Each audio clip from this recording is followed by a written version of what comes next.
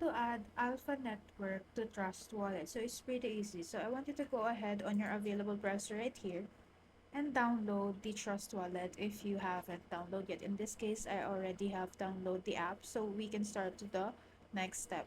Next step is you want to click on this button right here that says extension. So it's like a small puzzle on the right pan of the screen. And then you can click the Trust Wallet. So once you're here, you just have to go to the search button right here.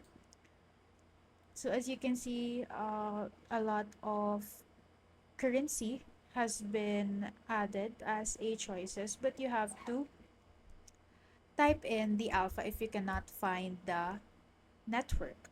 So as you can see right here on the first option, so it's already turned off. So you want to go ahead and toggle on this button right here. So that's basically it.